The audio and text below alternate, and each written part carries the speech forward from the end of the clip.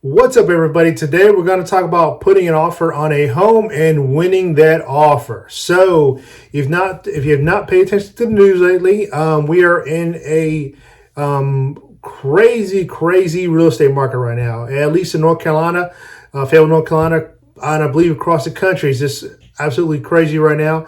Today is November 14th of 2021, so it depends when you're watching this video. The crisis will probably be over with by then. But if you want to learn how to put an offer on a home and win that offer, I'm going to give you some tips and some advice on what you should do. Like I said, it's a great time to be a seller. So if you're looking at selling, please, contact a local realtor. We are short homes. You can contact me if you're looking to sell in the Fayetteville surrounding areas, or definitely contact a realtor near you, depending on where you're at. We are short on homes, and if you're looking to buy, not a great time to be a buyer. I'm not going to lie to you. It's pretty tough. Damn, really? The incentive to be a buyer right now is that interest rates are very low still. So I'm going to give you some tips and advice, and I'm going to label this as a scale of 1 to 5. So 1 being the worst, and 5 being the best advice on what you should, well, not advice, but more of a risk factor of how risky it is. 1 being the worst risk, 5 being not as risky. So let's go and get started. First thing is you need to get pre-approved. I was saying this before even this crazy market we're in. There's no reason to go looking at homes if you're not even pre-approved. Homes are not lasting long in the market. They're pending within a couple days, sometimes a couple hours. So definitely what you don't want to do is go out there looking at homes, decide to find a home you like, then decide to call a lender. And by that time, the home is probably going to be under contract or pending, because it could take a couple days for you to get pre-approved. And don't think, I've got great credit, all that stuff. Good, you have excellent credit scores. Doesn't really matter at this point. You still have to go through the process of getting a loan. So definitely get pre-approved first. That's the most important thing. On a scale of 1 to 5, I'd say the risk factor is probably a 5, where it's not risky other than the fact that you don't want to get one. But most realtors probably won't work with you unless you get pre-approved, because they want to make sure you can afford the budget you're looking at getting.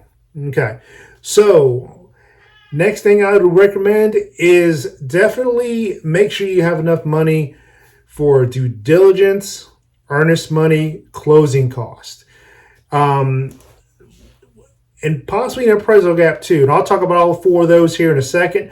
Let's start with due diligence money first. So what due diligence money is, it's money that is put down on a home. It's given straight to the seller. And there's no set amount for this money. So the risk scale could be a 1, it could be a 5. It all depends on you and what you're looking at doing. So due diligence money, if you put down a lot, let's say you're looking at a $200,000 home and you put down about $5,000-$6,000 in due diligence, that's about the roundabout figure. You lose that money. It goes straight to the seller. Now you get the money back at closing as credit. So if you buy the home, you get the money back. That money is incentive to the seller to take it off the market, that you're going to buy their home, so they don't show it to nobody else. So it protects you and it protects them also. So they're not out showing the home to somebody else behind your back while you're trying to get home inspections and termite inspections and appraisals done. So all that's done during this due diligence period. So there's just due diligence money and due diligence period. And that's when all this is done. So if you decide to back out, incentive is that he's getting your due diligence money or she's getting your due diligence money. So the risk factor could be very high. Could be a 1, which is not very good. If you put down a lot of due diligence money, you have to factor in that you will lose this money. Of course, if you put $100, $200 down or no due diligence money down, which can be done, I wouldn't recommend it at this time, but it can be done. The risk factor, of course, is going to be a 5, where there's no risk for you. It's more of a risk to the seller, because you buy the house, you're pending, and next you decide to back out. You don't lose anything other than time. He's lost time, and he's also lost time in the market where this house could have been sold to somebody else possibly. So definitely you want to make sure your due diligence money, if you want to win this offer, make sure it's higher. and definitely speak to your realtor about that. And if you have more questions about due diligence money, I did a video about that also, and it's right there in the corner. So definitely check out that video if you have more questions about due diligence money. The second thing is earnest money. So earnest money is kind of like due diligence money. I didn't mention this earlier, but due diligence money, earnest money is kind of like a deposit. It's the best way I can describe it in layman terms. Again, earnest money is just like due diligence. There's no set amount. It could be $0. It could be $100,000 or more. And it's given straight to the attorney. So when you close on a home in North Carolina, you have an attorney, or some people call it an escrow agent, but in North Carolina, it's a real estate attorney. So the money's given to the attorney, and you only lose it if you back out of the house after your due diligence period is over with. So I mentioned earlier, due diligence period. So this is a period of when you can back out of an offer of a home for any reason, no reason at all. So you get a home inspection and there's an issue and they don't want to fix it, you're going to back out. So you want to back out so you don't lose your earnest money. The last thing you want to do is back out, lose your due diligence money and your earnest money. That could be a lot of money depending on how much you put down. So on a risk factor, this could be a 1. If you offer a lot of earnest money, it could be a 5. I would label it about a 3, because if you got a great realtor who's going to be looking out for you, they're going to make sure that as your due diligence period is about to end, they're letting you know about this and what your decisions are. If you got a bad home inspection or any other issues that came up during the process of this home, let's say, for instance, it could be you. It could be you're not the lender found out you can't get the loan for this amount of money. So you definitely want to back out. Fortunately, you lose your due diligence money, but you want to back out before you lose both your earnest money and your due diligence money. Changed my mind. And if you have a question about earnest money, I also got a video of that. It's up there in the corner. Explains more about earnest money also. Don't leave this video just yet. Definitely check that video out later. Next thing is going to be closing costs. About a year ago, I would say you would probably not have to pay any closing costs as a buyer. Possibly. Not saying you can't. Technically, it's the buyer's responsibility to pay their own closing costs in North Carolina.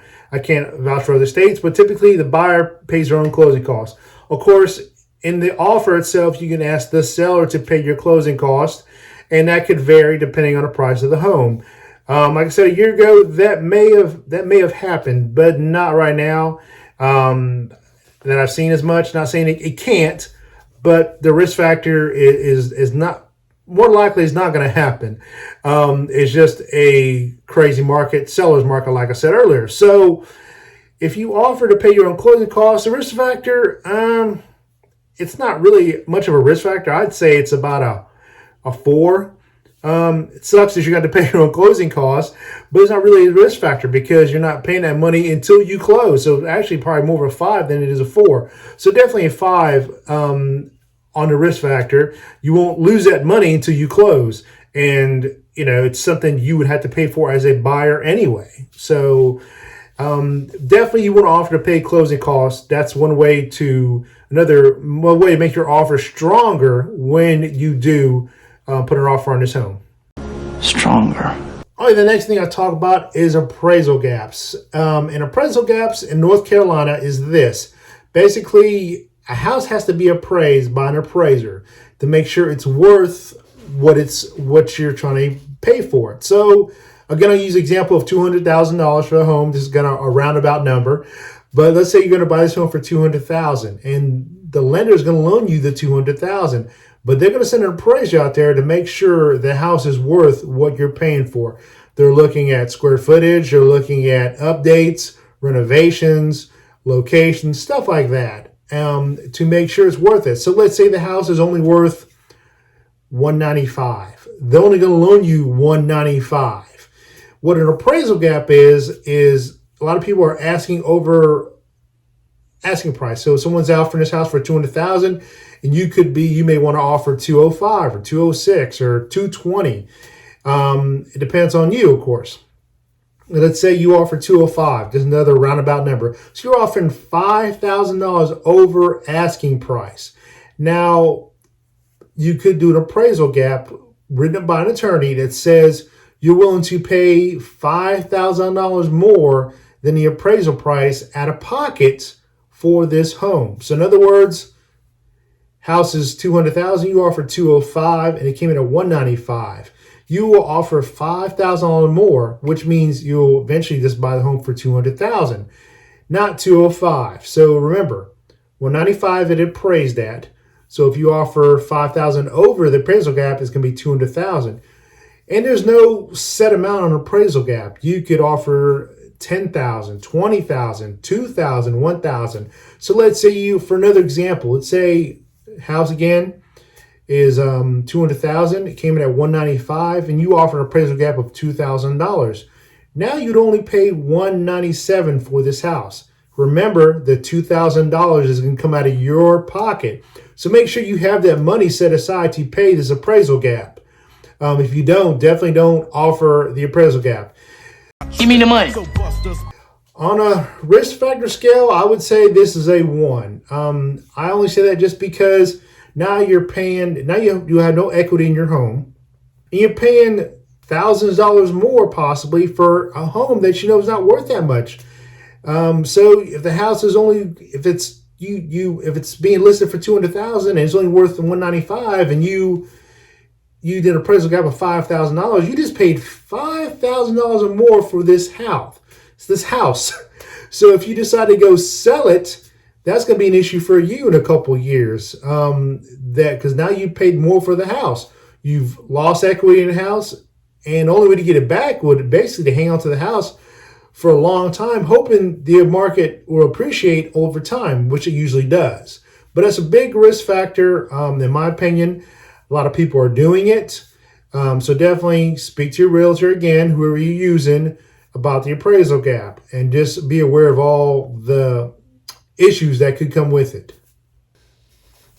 Another thing I've seen a lot, and I've seen it twice so far this year, for one listing I did and for a buyer I had, they actually put so much money down in that down payment that an appraisal is not required. Now, of course, be aware, this depends on your lender. There's so many lenders out there. I don't know if every lender is doing this. I can say that Rocket Homes, they're doing it right now as we speak. I had a client, we're about to close on his home. She put down $70,000 down as her down payment for this home.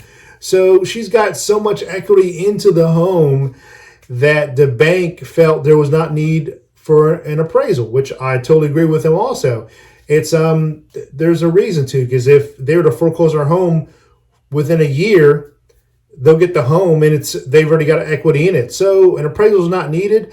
But again, that depends on whatever lender you use. Each lender could be different. That doesn't mean it goes for all of them. And I would say on a risk scale factor, I think it's about a 4. If you've got the money to put down that much of a down payment, definitely go ahead and do it. Lower your monthly payments, of course, for your mortgage. You pay your house off even quicker, and it's better for you. It doesn't affect the seller at all, other than the fact you use it as your realtor uses as a leverage for you to say, look, they put down 50, 70, however much down that an appraisal won't be needed. A lot of sellers don't want an appraiser to come in there, because the last thing they want is an appraiser to come in and say their house is under appraisal. So if you eliminate that appraiser, that's fantastic. And that's, like I said, on a risk factor scale, I'd say this is about a 4. Another thing I see people doing are waiving their home inspections. And I don't mean the actual inspection itself. I mean having a home inspection done, which I always recommend for anybody buying a home. And what they're doing is, you don't have to have anything repaired from the home inspection. It's more just an opinion of the home inspector that you should get these things done. Some things are minor. I've seen home inspectors say if the outlet cover is cracked over the electrical outlet, you need to get that replaced. That's like 2 or 3 cents at Lowe's or Home Depot, wherever you want to go to get one at. So even though they have to list it, that's their job. They have to list any issues they see that they think is an issue. Definitely safety or hazard issues. What you can do as a buyer is have your agent tell them you will waive the home inspection, as you won't ask for anything to be repaired. In North Carolina, it's a buyer beware state, caveat emptor. That means the homeowner does not have to fix anything. They have to disclose any material facts to you if they're aware of them, but they don't have to fix anything in that home if they don't want to. So you're already taking a risk of buying a home hoping the homeowner fixes anything that the home inspector finds. But you don't know until they tell you, yes, they will or won't fix this. Typically, most sellers are going to fix it. I've not ran into a seller yet that did not fix anything from a home inspection sheet. That was within reason. I wouldn't start asking for new roofs and HVACs if it doesn't need it, or carpet or things like that. They're trying to make a profit too, and they might not have the money to fix all the things you're asking for. So take that into consideration. But you can have that home inspection waived and just have your realtor put in the offer that we won't ask for any repairs off the home inspection. The home inspection is only used as more of an informational tool for the buyer. So at least they know when they buy the home, hey, they said need new duct work. I had to jump on that real quickly. Or maybe it could be something that will cause them to back out. Maybe a serious issue like termites or something like that. So on a risk scale factor, I would say this is probably about a 3. Because like I said, every home in North Carolina is sold as is anyway. Buyer beware state. So you're not taking a big risk anyway. Because the risk is with you signing an offer on that home, you're already taking that risk to begin with. Now you're just more verbalizing to the seller, hey, I'm not going to ask for any repairs on this home.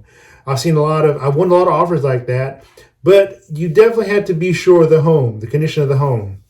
When you go out there with your realtor, take a good look at this home. You and your realtor take a look at it. Make sure it's a good idea to do this. If it's something like a 100-year-old home, and you can just tell that the door's falling off and the windows don't work and the HVAC is busted and the roof is missing shingles, then obviously you should not ask to waive the home inspection.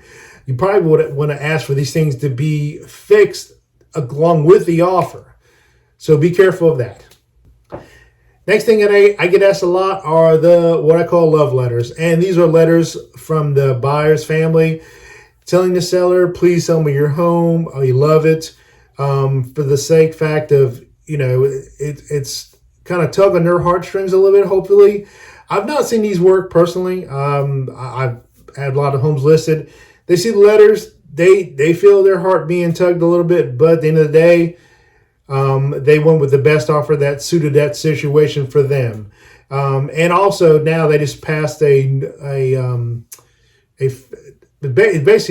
now kind of against the federal familiar status.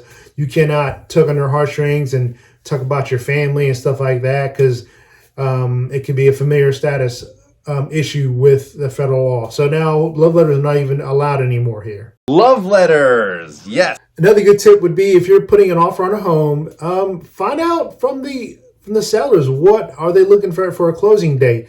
Typically it takes about 30 to 45 days to close on a home. So if they need more time because they have to buy a home, I'd have your agent reach out to their agent to find out, hey, do they need a certain time frame? We're flexible. If you're flexible on your time, definitely offer this. Or let's say they want to sell their house yesterday and you need to, if you can get in there earlier, fantastic. Of course, like I said, it takes 30 to 45 days to close on a home. So, but maybe something's out of your control, but at least have your agent try and close as soon as possible. Get in there, get stuff done, and get this thing closed. And on a risk scale factor, I'd say this is a 5. There's not really any risky thing about it. And it could depend on your situation too. So maybe about a 4. Let's say you could be living in an apartment and your lease is not up yet. So last thing you want to do is start paying mortgage and paying rent. So make sure this is something that's suitable for you before you go and do this. I would say definitely talk to your realtor about this and the situation. It could be a good thing because let's say you find out there's no offers on this home yet and you're going to bring a good, strong offer. You definitely want it to expire a certain time to put time crunch on them, to where if you don't put a time limit on it, they could let this thing roll out for days. I've seen some even take up to a week. So definitely you want to make sure that now if it's one of these, they've got multiple offers and the other agent tells you, look, we're not going to make a decision until 2 days from now, because they want as many offers as they can. Well, then there's not much you can do about that unless you got a real good offer, like something like cash. A cash offer, I would definitely, throw that in there and say it's a cash offer. You've got till tomorrow to make a decision. So on a risk-off factor, this is probably about a 3, in my opinion. It could help you a lot because if you got a good offer. And briefly, I'm going to go over loans. And there's 4 types of loans. There's FHA loan, VA loan, conventional loan, and USDA loan. And the conventional loan is probably the best loan you can get out there. So if you can qualify for a conventional loan, which is great for you, because it's only about 3 or 5% down for a conventional loan, depending on which lender you go with.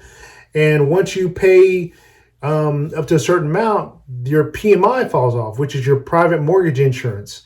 And if you want to learn more about conventional loans, I got a video up there also, talks about conventional loans and explains what the PMI is. But your PMI falls off. And conventional loans, a conventional appraiser is more lenient, I've seen, than they are with VA loans and FHA loans. So definitely, if you get a conventional loan, that can help you.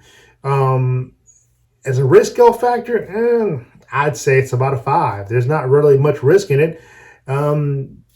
It just the only way you'll be able to get it is with real good credit, and if you can put a lot down, that's very good too. So it's about a risk of a 5 on my risk of 1 to 5 scale. We've always heard cash is king, and in this type of market right now, it's not always true. Usually, it's still a great thing to have.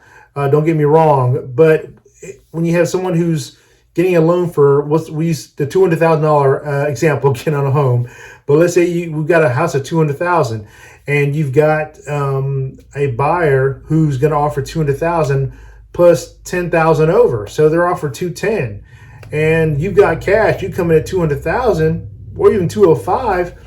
Good chance they're not going to go with you. They're probably going to go with that loan just because it's $10,000 difference. So it's not, cash is not always winning these days as much.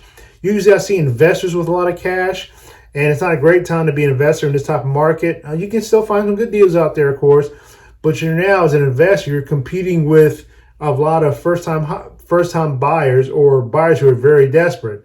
So they're going to do what they can to get that home, and usually investors are looking for great deals so they can buy it, fix it up, either flip it or rent it out. But cash is not always king in this situation.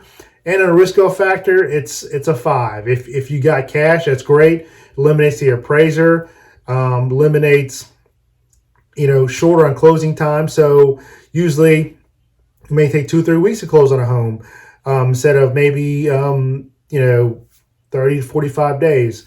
All depends on that situation also, but it frees up a lot of things, and it's just easier without having a middleman of a lender.